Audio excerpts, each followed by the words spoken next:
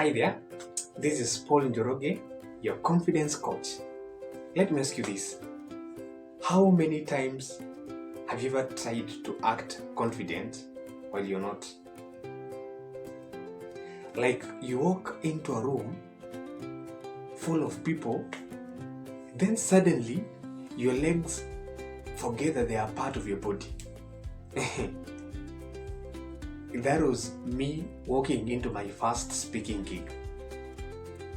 I looked like I was confident. I thought that I was confident, but deep down, I was one nervous prayer away from running back home.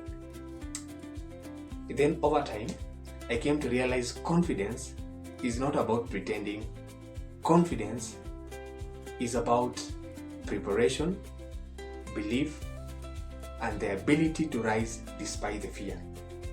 So confidence, my friend, is not a feeling. Confidence is a decision, a choice to rise. Want to rise with confidence?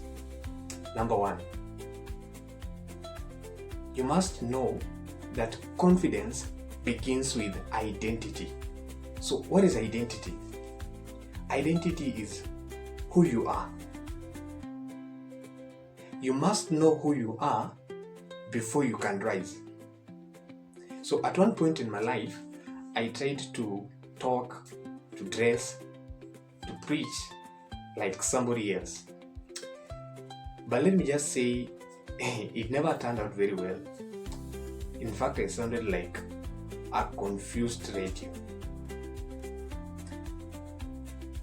So it came to dawn on me that confidence starts when you stop pretending to be everybody else and start embracing who God has called you to be. Now that was point number one. Confidence begins with identity. Number two, confidence grows with practice. You don't wake up in the morning confident. Confidence is a daily routine practice. Confidence is not magic. Confidence is like a muscle that grows every day with every bold step that you take. So let me ask you this. How many times have you practiced either a song, a poem, or a speech in a bathroom or anywhere? You see, you're not alone. In fact, let me tell you this. That was your confidence gym. That sometimes confidence is practiced in private but often revealed in public. That was point number two. That confidence grows with practice. Point number three. Confidence rises with challenges. So at one point in my life, I was called to speak at a youth event. So I was excited. I prepared my slides. I dressed sharply and even rehearsed every word that I was going to say. So I stood on the stage. Then something unfortunate happened. The mic refused to work. The slides that I had prepared, they all froze. And then making things worse, halfway through the conversation, there was a young boy who was seated at one of the front seats who just began to cry uncontrollably. Let me say this. I panicked. I was discouraged. I almost gave up. Then something in me said, no. God in me said, you're not here to showcase your perfection. You are here on purpose and for a purpose. So I pushed through the conversation and it all ended. But later, there was a young man who approached me and said, Paul, you don't know how much you've spoken life into me.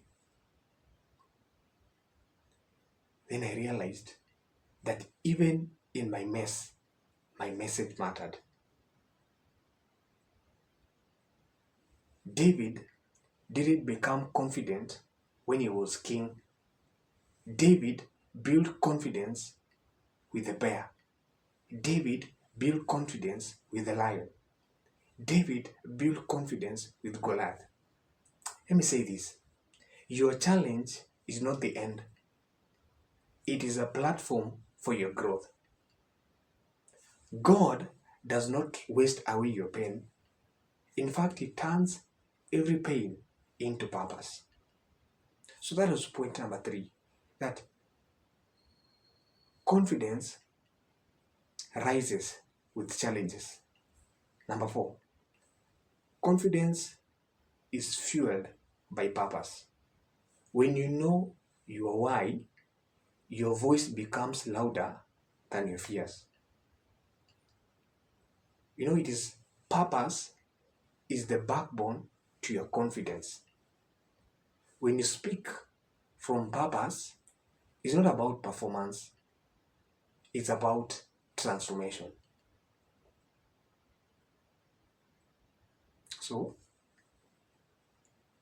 probably you feel down, you feel low, you feel you're not ready.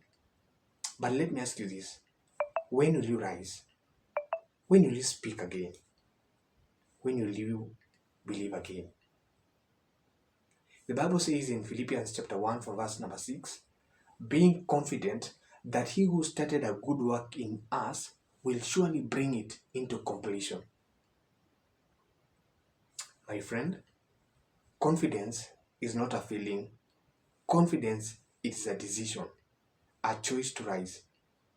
I challenge you today, rise with confidence. Today, I dare you, rise with confidence. Tomorrow, rise with confidence. May God bless you and have a great day ahead.